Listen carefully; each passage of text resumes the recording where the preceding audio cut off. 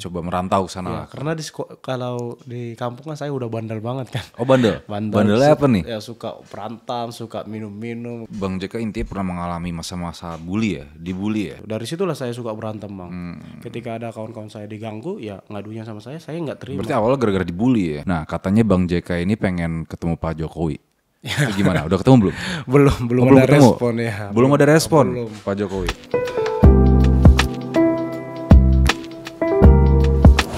Halo guys, welcome back to Axel's Podcast. Kali ini gue kedatangan tamu spesial.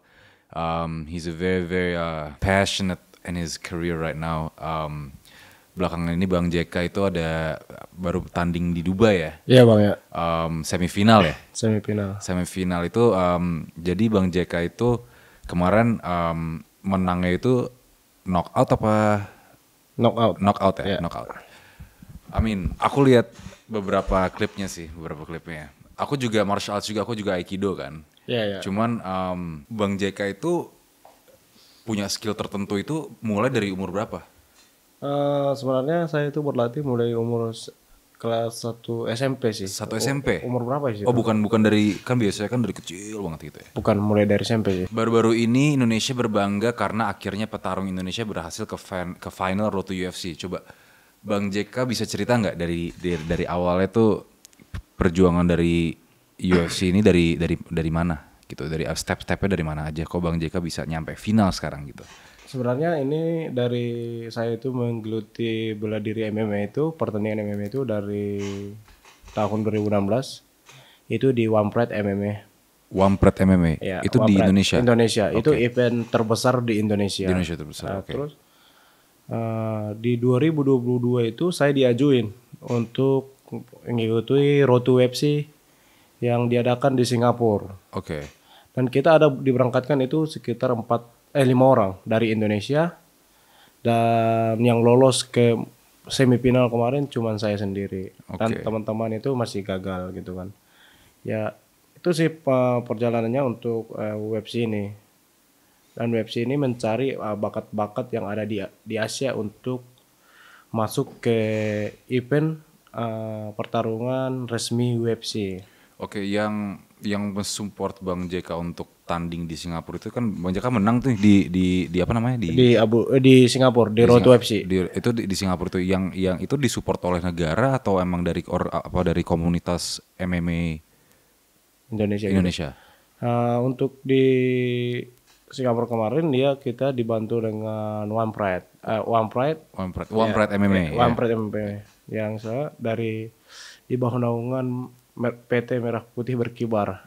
Yang Pak Ardi Bakri dari Kobi, itu ketua Kobi, ada dari One Pride, promotornya itu Pransino Tirta gitu. Itu yang bantu kita untuk mencari bermain di Road to UFC kemarin gitu. Jadi yang membantu, yang merekomendasi Bang JK itu adalah ada mereka itu ya, yang orang-orang dari One Pride ya. One Pride ya. Oke, jadi Bang JK itu pernah ikut, jadi menang di One Pride itu. Ya, juara udah mulai 2017 saya udah champion di Indonesia. Ya. Oke, keren.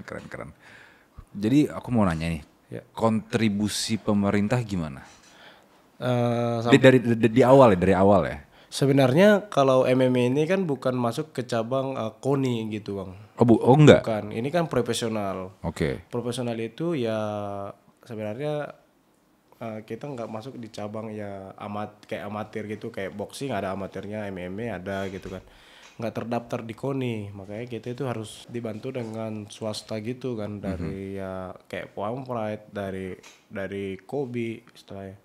Dibantu dengan sponsor-sponsor kayak gitu untuk persiapan latihan gitu juga gitu. Kalau pemerintah nggak ada. Jadi pemerintah nggak ada sama sekali support atau merekomendasikan atau membantu Bang JK tuh untuk bisa di titik ini. Nggak ada sama sekali. Nggak ada. Oke, Bang JK, coba Bang JK cerita how did you knock out your opponent like that? Itu that's a crazy knockout, man. Coba cerita.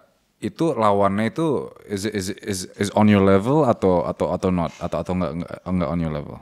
Ya sebenarnya How did you knock him out like that? sebenarnya lawan saya itu yang paling diunggulkan ya di Oh, ya? Road to FC kemarin. Ya sebenarnya tapi dengan misi dan tujuan kita yang kuat dan harapan kita yang tinggi gitu akan membuktikan bahwa petarung Indonesia itu layak untuk bersaing di internasional. Dengan saya mengikuti proses latihan dan perjuangan di latihan di Amerika kemarin. Dan itu memang sebagian dari latihan saya dan itu sebagian dari strategi saya yang dilatih oleh pelatih saya ya. Emang udah blueprintnya seperti itu emang. Iya. Jadi emang udah emang oke. Memang Ini udah seperti distrategiin ini. ya. Memory banknya gini jadi gue bakal kayak gitu. Ya. Pelatih udah memang ngedikte gitu. Kau bakalan melakukan gitu. Sebelum kita naik ke atas ring, kita itu pemanasan. Memang kita melakukan itu. Kita itu melakukan ya pelatih suruh kita melakukan ini. Jadi sudah diprediksi bakal seperti itu. Iya. Pelatihnya Bang JK itu orang Indonesia atau Orang Amerika. orang Amerika? Mark Fiore yang pelatih udah banyak sih yang diciptakan atlet-atlet yang masuk ke UFC. UFC dan udah ada yang jadi champion tahun 2000-an gitu. Oh ya, siapa Bang JK? Kurang tahu juga lah. Kurang tahu juga namanya. Iya, tapi udah banyak lah yang dilatih dia. Proses untuk Bang JK bisa mendapatkan kontrak UFC itu sistem kontraknya seperti apa? Ketika kita masuk ke final itu kalah menangnya sebenarnya udah dikontrak. Tapi tergantung promotor dari UFC. Gimana nanti performa kita pas main. Oke, jadi kalau Bang JK kalah di final, Ya. itu Bang JK masih bisa dapat kontrak? Masih. Oh, masih bisa dapat kontrak? Tergantung dari promotor ya. Gimana performa kita pas main itu. Dan gimana cara kita bermain. Kan banyak yang main tapi asal-asal main gitu. Asal sama gimana maksudnya? Ya istilahnya kayak gimana ya, kayak nggak menjual gitu loh Bang, nggak menjual, kayak istilahnya pukul-pukul gitu. Kita yang dibutuhkan itu kan entertain kita juga. Entertainment dari UFC ini. Dari UFC. Dan Bang JK kemarin sudah udah menghibur para penonton itu dengan pukulan itu. Iya betul. Oke. Terus di mana tapi kita kalau kita cerita Indonesia dan kita mencerita nama baik Indonesia ini, kita nggak ada cerita kalah. Oke. Kalau saya itu nggak pernah cerita kalah, yang penting kasih yang terbaik nanti di Februari, kita kasih yang terbaik ya, kita tumbangkan lawan itu aja. Oke, aku mau nanya juga. Jadi untuk mendapatkan kontrak itu juga ada urusannya dengan misalnya gini, misal Bang JK lagi tanding nih, tapi Bang JK kalah nih, tapi yang nonton banyak nih pay-per-view-nya. Bisa jadi juga. Bisa jadi nggak cuma dari kalah menang ya. Di luar dari situ juga bisa. Ada. Karena UFC itu kan minta ya buat kan entertainnya juga kan. Entertain. Ya gimana ya, penonton itu harus banyak gitu. Dan itu salah satu menjual UFC itu lebih menarik gitu menurut saya. Alright, jadi nggak hanya tentang menang kalah ya. Nggak menang. It's still about entertainment. Iya, betul. Kalau kontraknya itu berapa lama? Benefit yang ditawarin dari UFC itu apa? Sebenarnya kontraknya itu per 5 kali fight di UFC. Dia nggak ada tahun gitu kali ya. Oke, so 5 times 5 fights is a contract gitu. Nah, satu tahun itu bisa berapa kali? Bisa jadi 2-3 gitu aja kan. 2-3? Yeah. Oke. Aku mau nanya nih sedikit lagi soal pemerintah. Siap. Gimana respon pemerintah tentang pencapaian Bang JK yang berhasil mewakili Indonesia di UFC ini? Ya kalau pemerintah pusat sih nggak ada. Nggak ada? Nggak ada. Tapi kalau di Medan itu Pak Gubernurnya, Wakil Gubernurnya, dan Pangdam. Ada Pangdam. Semuanya turut bangga ya? Bangga ya. Iya. Dan nggak cuman pemerintah doang sih yang bangga. Semuanya di Indonesia juga bangga sih. Ya amin lah. Semuanya everyone.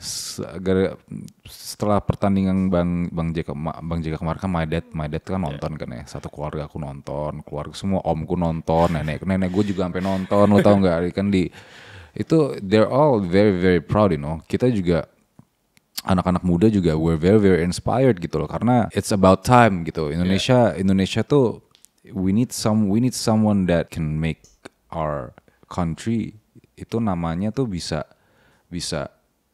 you know, membanggakan negara kita, you know. It's about time. And I mean kita semua we're very proud of you Bang JK ya. it's very we're all very proud. I mean, I'm good.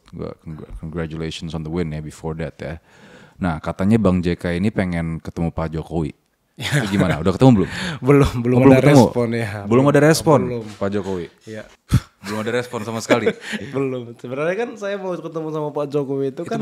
Itu tujuannya buat apa? Ya sebenarnya cuma satu sih, simple banget. What is it, man? Itu memang pekerjaan pemerintah, bukan pekerjaan kita gitu. Saya mau minta ya kampung saya itu dibagusin gitu. Jalannya. Karena di Simalungun itu 80% jalan rusak. Dan udah banyak makan korban. Ya mobil masuk ke jurang lah, mobil masuk ke inilah. Ya kita memberitahu kepada pemerintah pusat itu ya bahwa jalan di Simalungun itu gini gitu loh. Itu Bang JK menyampaikan itu kapan? Ya pas saya menang di Abu Dhabi juga saya sampaikan sama Pak Dubes. Pak Dubes. Izin Pak Dubes, saya pengen ketemu sama Pak Jokowi, ada hal penting yang saya sampaikan. Ini penting banget. Tapi sudah disampaikan belum tujuannya apa ini? Ke Pak Dubes? Udah saya sampaikan, nanti saya atur. Supaya sampai saat ini belum. Saya mungkin bulan ini lagi mau berangkat ke Amerika kan. Iya. Jadi semoga sebelum Bang JK berangkat ke Amerika sudah bisa ketemu Pak Jokowi ya, karena itu juga it's very important karena kan juga banyak yang karena emang itu prioritas dong di kampung Bang JK karena kalau enggak gimana ntar jalan-jalan ntar orang bisa kecelakaan ntar. Memang udah banyak sih Bang yang mobilnya masuk, mobil truk masuk ke jurang itu ada banyak, itu udah ada di media-media udah banyak. Sebenarnya kan ya itu berpengaruh untuk adik-adik saya juga di sekolah. Yang dulunya bisa pulang-pulang ini harus ngekos lah karena situasi jalan kan. Emang separah apa jalannya Bang JK? Kalau kita nanjak gitu, kalau nggak dibantu tarik gini Bang, dia nggak naik. Motor dan mobil? Mobil. Kalau motor kan bisa lah kan. Kalau mobil harus ditarik gini Bang. Ditarik pakai apa Bang JK? Pakai tali. Rame-rame gitu kan. Iya makanya saya itu kuat kan, karena sering narik mobil kan. Itu emang udah sehari-hari seperti itu di sana? Ya kalau apalagi musim hujan Bang. Apalagi mobil-mobil gitu kan, aduh kasihan banget sih. Jadi sampai saat ini belum ada respon pemerintah soal perbaikan jalan sama sekali. Kalau kemarin saya bicara sama Pak Edi Ramayadi, itu gubernur kita. TNI ya, itu Pak Edi Ramayadi TNI ya. Tentara ya? Dia udah setuju 20 km, tapi 20 km aja di jalan kampung saya kan. Tapi kan jalan di kampung saya itu kan luas kan. Udah ada perjanjian belum? Katanya kemarin langsung ditelepon sih kadisnya, langsung direspon 20 km dibagusin. Ya kita tunggu lah gimana. Iya. Jangan ya janji aja kan. Iya betul harus dilaksanakan karena kan juga ntar ya itu penting sih karena keluarga Bang JK bisa. Jangan kan keluarga Bang. Berapa kita kan di Simalungun itu juga kan ya apa yang dilakukan masyarakat di Jakarta ini kita lakukan. Iya. Masyarakat Jakarta bayar pajak, kita bayar pajak juga kan. Iya, betul. Kenapa dibeda-bedain gitu? Iya. Kita NKRI kan. Gitu sih. Makanya saya mungkin dengan penyampaian saya ini bisa jadi didengar gitu, bisa menjadi ada efek di kampung saya biar bisa dibangun gitu. Itu sih harapan besar saya gitu. Satu juga jaringan juga kan nggak ada di kampung saya. Jaringan. Iya. Iya. Kampung banget Bang. Jadi lu misal mau menelpon gitu gimana? Saya di sana kalau di kampung itu saya nggak bisa main internet. Saya cuma bisa nelpon. Itu pun harus cari ya bukit-bukit lah yang bisa tinggi gitu, yang ada jaringan gitu. Ngeri ya? Ngeri juga. Cuman gini, semenjak Bang JK kemarin ke Dubai menang di laga semifinal, Bang JK sudah sempat ketemu keluarga?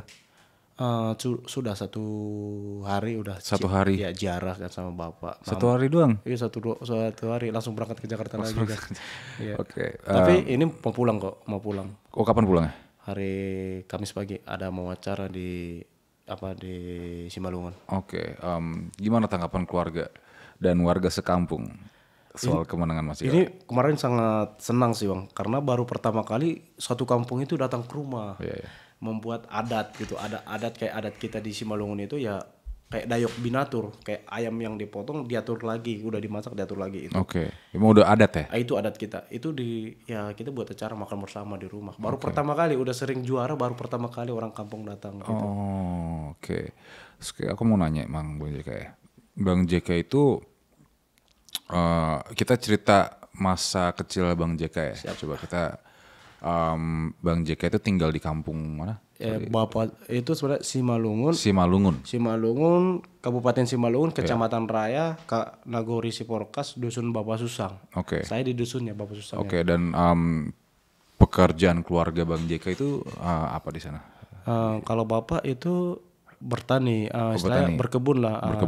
Sawit gitu, sawit sama karet. Punya lahan sawit? Punya sedikit lah. Oke, sama karet? Iya karet. Ya. Oke. Sampai sekarang? Sampai sekarang bapak kan udah nggak ada lagi. Oke. Sebenarnya aku cerita sedikit lah. Oke. Sebelum saya fight di One-Pride bulan 4 kemarin ya, bulan 4 sebelum Road to FC lah. Saya mau tanding di One-Pride title fight.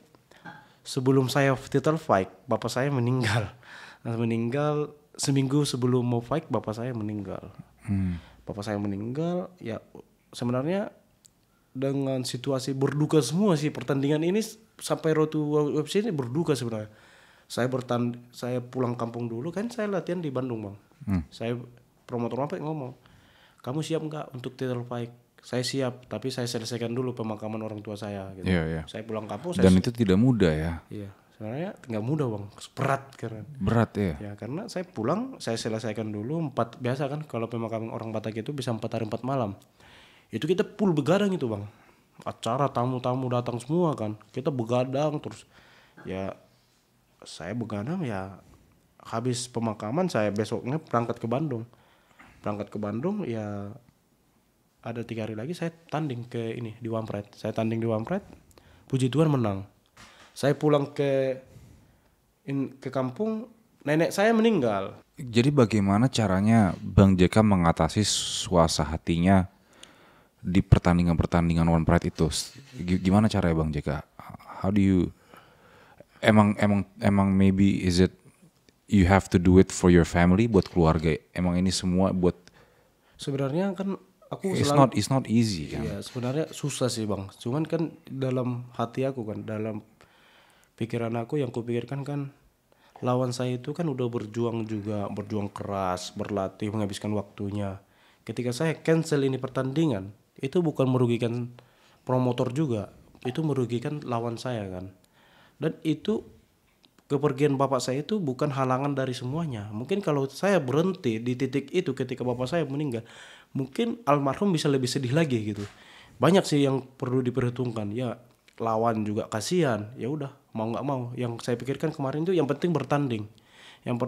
Saya tunjukkan ya di pertandingan, ya puji Tuhan menang. Saya pulang lagi, itu lebih parah. Pulang ya nenek saya meninggal. Beda 2 minggu sama papa saya kan. Meninggal. Itu untung saya ke Raya Bang. Ke kotanya sedikit. Pas ditelepon dari promotor One-Pride. Kalau saya di kampung, saya nggak main di One-Pride. Di Road to UFC. Saya kan pengganti di Road to UFC. Oh, saya pengganti. Kok bisa? Karena lawan dari sebenarnya yang mau tanding itu kan dari India lawan Cina. Dari Cinanya ini mundur, masalah dengan visanya. Nggak bisa bertanding. Datang dari UFC-nya dicari saya, diajukan dari One-Pride-nya. Saya main, saya pengganti aja. Saya nggak ada latihan untuk main Road to UFC. Yang di Singapura saya asli nggak ada latihan. Nggak ada latihan sama sekali. Udah tinggal nyali doang udah. Iya, saya bertanding itu, saya ngomong sama promotor One-Pride, saya selesaikan dulu pemakaman nenek saya, baru saya berangkat.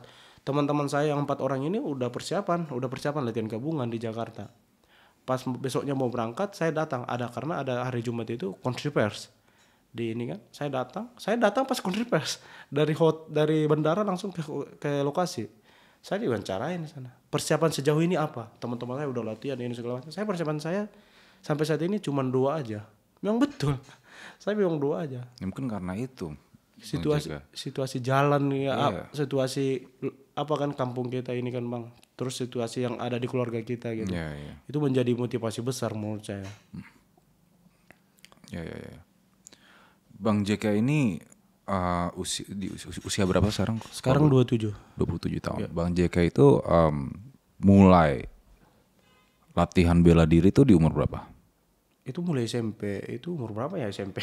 Mungkin 12 atau 13 ya. Itu apa? Pertama Wushu. Wushu. Wushu Sanda ya. Oke. Setelah Wushu, saya ngikuti boxing. Boxing. Udah sering sih mengikuti kejuaraan gitu. tapi sebelum ada latihan bela diri ini Bang JK udah pernah sering berantem? Enggak sih. Karena cita-cita saya kan jadi tentara kan. Oh, jadi tentara. Cuman karena di lokasi sekolah saya ini kan saya harus ngekos, Bang. Tapi buat SMP kelas 1 tuh lumayan telat kan untuk emang enggak telat untuk bisa. Enggak lah. Itu pas lah ya. Pas tergantung 12 tahun. Ya tergantung kita lah di sana kan. Ya dulu ya suka jadi tentara. Jadi situasi lingkungan sih yang buat itu semua. Bang JK kenapa milih Wushu untuk start Karena cuman wushu yang ada di sana. di sana? Ya di sana. Bela diri lain nggak ada gitu kan. Yang penting ikut bela diri aja lah dulu gitu supaya bisa melindungi diri kan. Oke. Gimana pendapat keluarga saat Bang JK memutuskan untuk fokus ke bela diri? Sempat ada larangan? Sebenarnya sempat karena saya sebenarnya mulai SMP sampai SMA itu udah banyak mengikuti event. Sampai event internasional pun udah waktu SMA. Cuman orang tua saya beranggapan atlet ini nggak ada masa depan. Kau ngapain Di Indonesia? Di Indonesia ngapain? Makanya saya ke Batam dulunya.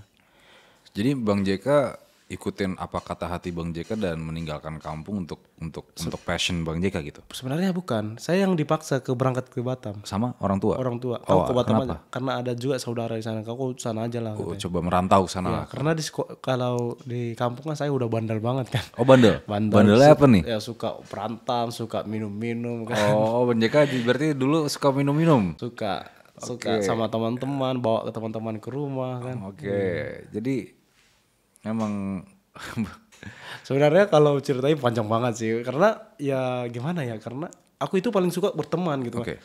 Bisa teman itu banyak sampai datang 20 orang di rumah gitu. Bandel Bang JK itu biasanya apa? Minum dan berantem dulu? Minum, berantem, balap-balapan. Balap-balapan. Emang bandel laki-laki ya? Iya, laki banget lah. Iya. Berantem paling parah itu di luar ring tuh banyak sih Bang. Banyak Banget. Berarti Bang JK dulu preman kampung dong? Bukan yang paling ditakutin dong berarti? Bukan ditakutin sih, cuman kan saya nggak pernah cari masalah. Dari dulu ketika saya berantem itu saya nggak pernah gara-gara masalah saya. Gara-gara itu ya teman saya diganggu gitu, ngadu gitu. Ayo aja. Ayo aja. Iya. Apa pemicunya apa? Saya paling dulunya itu saya biasa dipalak di sekolah ini segala macam. Dari situlah saya kayak orang bodoh aja gitu loh Bang. Dipalak di sekolah? Iya. Dibully di sekolah Bang JK dulu? Dipalak orang yang merokok, kita yang beli rokoknya gitu kan. Bang JK ngerokok dulu? Enggak. Oh enggak? Sampai sekarang enggak merokok. Oh enggak ngerokok? Enggak merokok. Ya kayak orang bodoh aja gitu. Kita memang terlahir di kampung gitu kan. Tapi enggak harus orang kampung itu dibully dan dikecilkan. Dibully di mana nih Bang JK? Ya dibully istilahnya kayak gimana lah orang kampung ya Bang dengan orang-orang di sana. Ya seolah-olah kayak kecil aja gitu dianggap kita. Kita main bola diganggu, kita ini diganggu, kita jalan aja, kita ke kantin aja dia minta rokok harus kita beliin kan. Seolah-olah kita orang kampung itu nggak ada harga diri buat dia kan. Dan ketika Bang JK itu dibully, Bang JK itu gimana? Bulinya itu Bang JK sendiri dan rame-rame? Bisa sendiri, kadang kan jalan berdua sama kawan kan baru-baru sekolah kan. Iya. Baru sekolah lewat senior-senior gitu kan minta rokok lah, inilah kan gitu. Jadi Bang JK intinya pernah mengalami masa-masa bully ya, dibully ya? Ya, dan mengatasi gimana? Lu ngelawan balik? Ya pertama-tama enggak. Ya terakhirnya kan udah mulai berprestasi, mulai SMP kan kelas 2 SMP udah mulai berprestasi ya. Ya senior-senior itu udah mulai enggak ini lagi gitu. Dari situlah saya suka berantem Bang. Ketika ada kawan-kawan saya diganggu ya ngadunya sama saya enggak terima. Berarti awalnya gara-gara dibully ya? Iya, saya enggak terima. Emang kamu siapa sih gitu loh.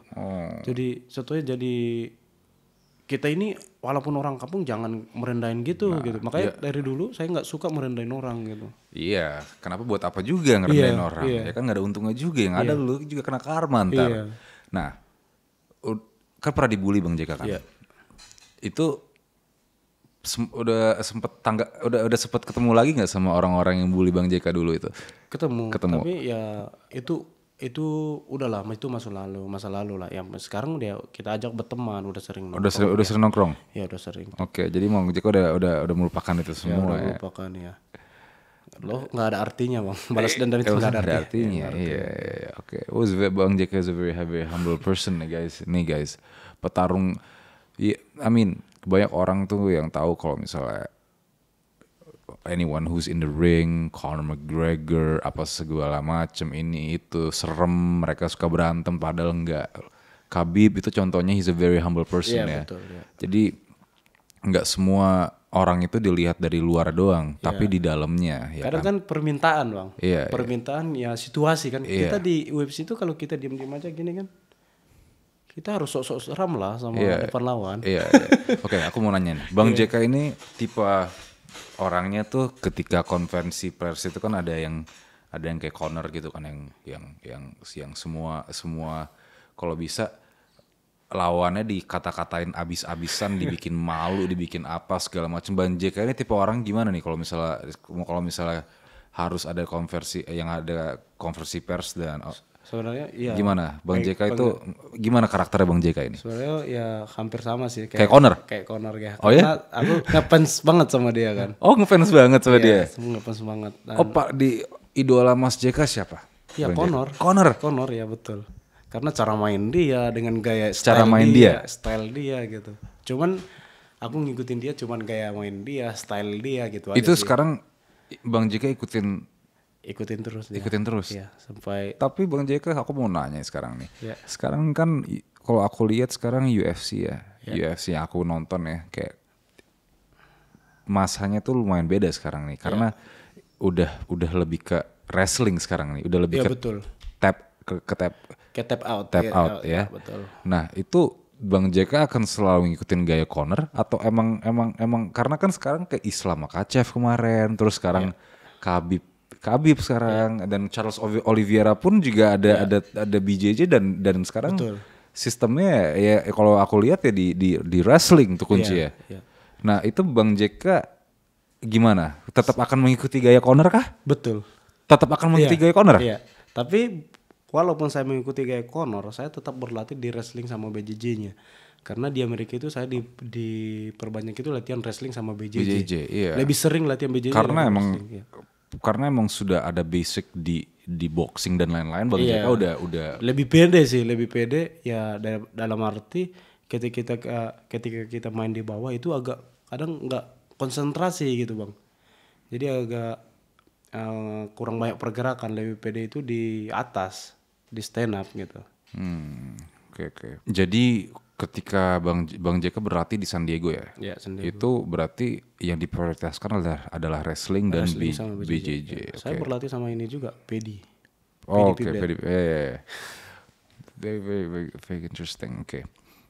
Pengalaman wrestling dan BJJ Bang JK ini udah berapa lama berlatih wrestling dan BJJ ini? Sebenarnya kalau berlatih wrestling baru, tapi kalau BJJ ini udah lama mulai saya mengikuti One Pride, saya udah berlatih BJJ. Oke, dari One Pride berarti? Dari semenjak One Pride? Iya, semenjak One Pride saya berlatih BJJ. Tapi kalau bantingan tahu sedikit karena di Wushu itu kan ada bantingan juga, di Wushu Sandi itu ada bantingan. Jadi udah ada experience, udah ada basic ya? Udah ada basic lah. Oke. Saat ini kan JK udah berkeluarga. Iya bang. Bisa ceritain nggak sisi lain seorang JK itu sebagai ayah dan suami? Galak kah? Bucin kah? Gimana nih? Sebenarnya ya harus istilah bucin ya nggak bucin kali gitu kan. Karena satu kan bang, tujuan kita berkeluarga ini apa gitu kan. Ya harus bisa membahagiakan keluarga dan bisa menjadi contoh untuk anak kita juga. Ya bisa tetap kalau saya sih tetap pegang ya setia dulu gitu, setia dan bisa harus membahagiakan keluarga gitu. Betul. Karena yang sudah dipersatukan Tuhan tidak bisa dipisahkan manusia kan gitu. Itu sih yang selalu kita pegang pas kita dinikahkan kemarin gitu. Oke. Istri dan anak Bang JK sekarang tinggal di mana? Di Medan. Oh di Medan, di kampung? Di kampung. Bukan di kampung sih, di Medan. Oh di Medan? Oh Di sorry. Medan, di Ya. kotanya Di lah. kotanya ya, oke. Ada nggak rencana bawa keluarga ke Jakarta? Saat ini belum ada. Oh belum ada? Ya tapi kita ngalir aja lah, ketika ada kesempatan ya kita bawa, nggak masalah kan. Bang JK ini kan sekarang lagi sangat sibuk ya, very very busy man. Dan di Bang JK di Jakarta, ntar ke San Diego, ntar belum tahu kapan balik ke Medannya. Itu ngaturnya gimana tuh? Jadi how do you manage your time with your family? Sebenarnya keluarga udah ngerti sih, mulai dia kenal aku, istri apalagi udah ngerti dari dulu kesibukanku gimana kan. Jarang juga, tapi kita atur, kita buat waktu juga untuk keluarga gitu. Jangan pula gara-gara kesibukan kita itu menjadi ada perselisihan sama keluarga.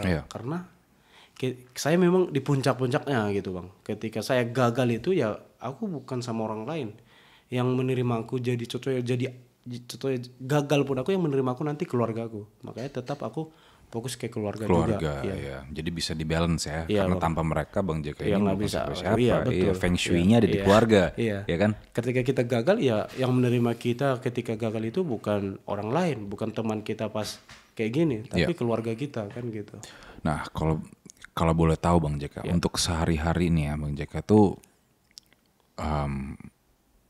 Bang JK hanya mengandalkan penghasilan dari tinju atau dari lain-lain juga? Dari apa? Martial arts atau dari yang lain juga? Sebenarnya masih itu sih. Dari martial arts. Ya, cuman kan masih ada banyak ya kerja-kerjaan yang lain lah gitu kan. Cuman bisnis keluarga? Nggak ada, kita belum ada bisnis keluarga. Cuman kan saya paling suka itu kan ke ladang gitu kan, berkebun kan waktu dari dulu. Tapi kalau bisnis sih kurang mengerti gitu kan. Tapi dengan situasi gini ya kita harus coba juga kan. Saya kesibukan saya kadang melatih adik-adik di kampung. Saya kan ada buat camp di sana. Oh buat camp, itu bisnisnya Bang JK? Bukan bisnis sih, itu bukan bisnis. Malahan itu uang keluar saya. Oh, uang keluar? Iya, karena yang saya latih itu gratis di sana. Oh gratis? Bang. Ada camp itu namanya PSSC, udah lama sih saya bentuk ini. PSSC Patunggung Simalungun Siantar Club. Itu ada atlet-atlet yang pengen bang, kan dulu kan tertariknya itu bang saya pengen kayak abang lah, bang saya pengen kayak abang lah gitu. Tapi kan sarana prasarana di Siantar Simalungun itu nggak ada gitu bang. Dan pas saya kebetulan ketemu sama teman di Jakarta ini, saudara, saya ngomong kita buat camp lah gitu, bantu dulu lah gitu kan. Dibantu, namanya Elis bin Purba kan. Dibantu kita bangun camp, saya siap buat mes. Sebut ya adik-adik yang pengen jadi atlet, ya kita gratisin semua. Malah kita kalau mau tanding itu kita siapin semua, puding-pudingnya, tidurnya di sana kita buat. Ya menjadi kalau bisa jadi motivasi lah. Jadi motivasi. Itu jadi uang keluar sih. Iya. Bang JK sih akan menjadi pahlawan ya bagi mereka ya. Ya kalau bisa sih bang. Iya akan jadi pahlawan, you're a hero to them karena Bang JK mau ngasih opportunity untuk anak-anak bangsa yang bisa mencapai yang punya passion dan yang punya motivasi untuk seperti Bang JK. Kan mereka pengen jadi kayak Bang JK. Banyak kan. Sekarang aja banyak yang bang pengen. Ya udah kalian datang aja ke tempat latihan. Ini malahan aku mau ajak semua sekolah-sekolah di sana. Kalau bisa ajak kerjasama gitu kan. Kerjasama dalam arti ya kita buat pelatihan di sekolah-sekolah kan bagus gitu. Karena situasi sekarang kan bang, pergaulan bebas lah, narkoba itu sekarang yang kita hindari.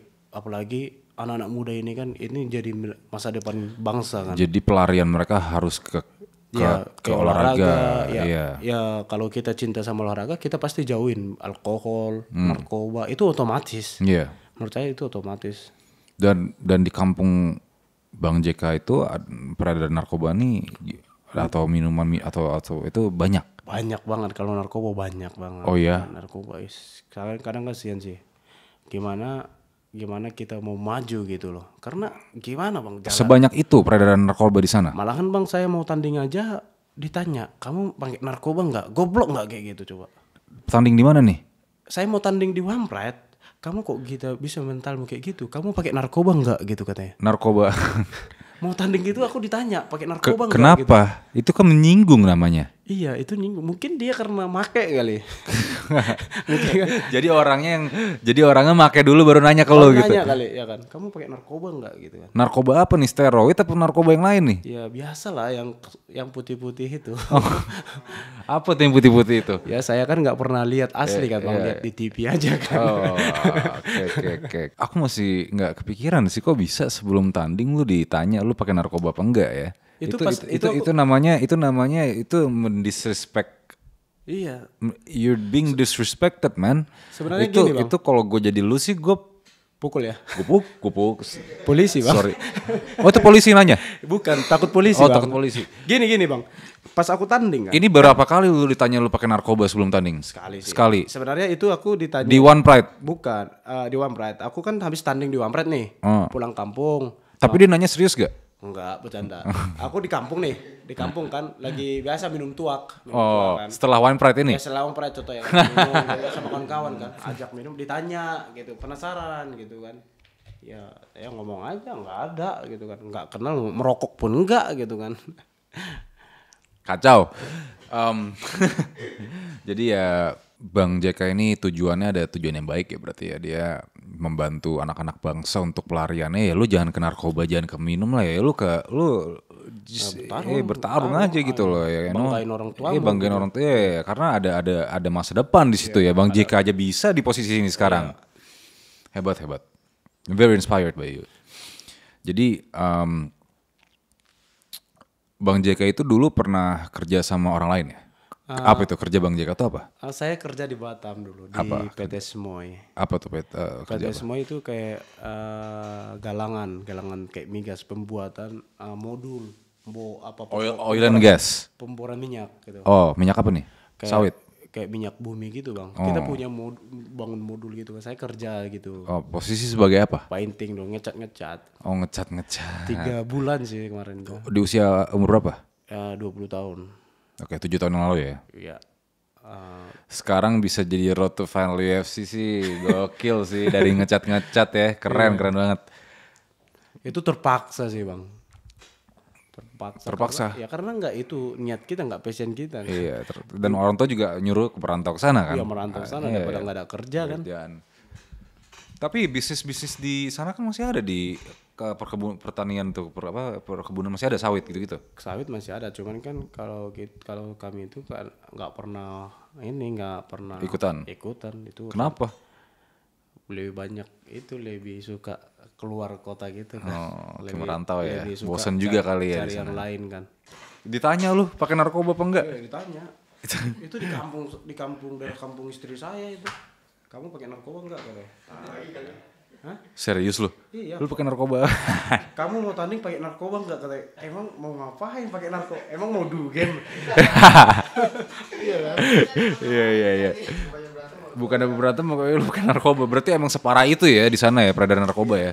Di kampung-kampung juga parah itu di situ. Iya. Karena gini Bang, di kota kan susah. Paling di hotel. Di kota susah? Ya di kota kan contohnya makainya kan susah lah. Contohnya kan di kampung sana pelosok-pelosok sana kan sawit-sawit makainya kan lebih gampang kan. Lebih bebas gitu kan. Apa yang di narkoba jenis apa yang bisa dipakai di? Ya di sana sabu lah. Di lahan sawit. Ya banyak. Cuman kan kadang kita kan nggak bisa membuktikan. Nggak bisa buktikan. Satu kan. Ya. Ini BNN nih harus lu masa Bang JK sih yang malah bikin apa? Satu mes gini, buat anak-anak bangsa nih. BNN dan lain-lain lu harus yang bener dulu. Mas kemangan. Itu menurut gua merusak bangsa sih itu kayak gitu. Malahan kita bangun camp aja nggak ada bantuan orang lain kok. Nggak ada bantuan pemerintah. Lu sendiri. Iya. Itu sih menurut gua pemerintah ya harus dibanyakin berdoa kali. Dibanyakin ya sebenarnya gue juga nyokap gue juga punya yayasan kan. Jadi tiap hari Jumat itu gue Jumat Berkah namanya. Ini tuh udah prioritas keluarga gue. Jadi gue bagi-bagiin makanan tiap hari Jumat 200 box KFC gitu-gitulah. Mantap ya. Ya jadi emang gue udah wajib gitu. Itu udah rule dari keluarga gue kayak gitu. Yeah. Jadi ya hal yang dilakukan oleh Bang JK adalah ya mungkin ya gara-gara amal-amal seperti itu dan lain-lain ya itu adalah berkah buat kita ya kan. Bisa jadi sih. Iya. Dan ya mungkin pemerintah ya harus membuat apa sebanyak mungkin komunitas atau organisasi atau whatever it is yang bisa membantu anak-anak bangsa ini ada pelarian lain karena peredaran narkoba ini sangat-sangat gila kalau saya lihat ya di Indonesia ya, sangat-sangat gila dan itu ilegal dan makin gila ya. Iya. Jadi itu sih pemerintah I think they need to do something about that gitu. They really need to do something about that. Ya. Sekarang kita balik lagi ke apa? Your career ya. Berapa sih penghasilan pertama yang abang dapat selama terjun di dunia bela diri? Kalau di MMA ya, ya di MMA sih. One Pride itu kecil sebenarnya. Berapa? Cuman kan ya privasi lah. Karena kan ya nilai kontrak itu privasi di One Pride. Biasanya kan privasi dari Bang JK. ya privasi dari saya aja sih. Karena Ya udah biarin aja lah Bang JK sekarang kan udah di UFC. udah sekarang udah biarin aja lah kan udah lewat itu. Sekarang lu kan lu sekarang udah udah kan ya aku gini Bang. Dalam hati aku cuma satu aja sih. One Pride ini aja berjalan konsisten udah itu salah satu udah hal yang bagus gitu kan. Karena banyak event-event olahraga kan cuma bentar gitu kan. One Pride ini udah berapa tahun? Udah berapa tahun? Mungkin udah 7 tahun konsisten terus. Ya kalau memang kita jadi atlet ya carilah contohnya sponsor-sponsor dari mana gitu. Saya kebanyakan pemikirannya kayak gitu sih. Bang JK nggak ada sponsor? Dulu kadang ada kadang kalau pertandingan kadang ada gitu kan dari kawan-kawan dari ini gitu banyak sih. Okay. Makanya saya nggak fokus di bayaran di One Pride-nya kan. Yang penting One Pride ini berjalan dengan lancar udah gitu aja. Berjalan dapat tiba-tiba stop Bang. Udah ratusan orang yang ikut One Pride itu mau kemana lagi itu coba. Ini gue mau nanya nih ya. Ini gue abis research tadi sama tim gue nih tadi. Bang JK itu dulu sempet mukulin bos ya? Mukulin di bos Bang JK itu dipukul Bang JK ajak ribut. Pukul aja sih. Dipukul aja. Ya, itu kenapa? Karena ya gimana ya? Wah emang dia ngomongnya nggak enak. Passionnya emang berantem ini dia Bang JK nih.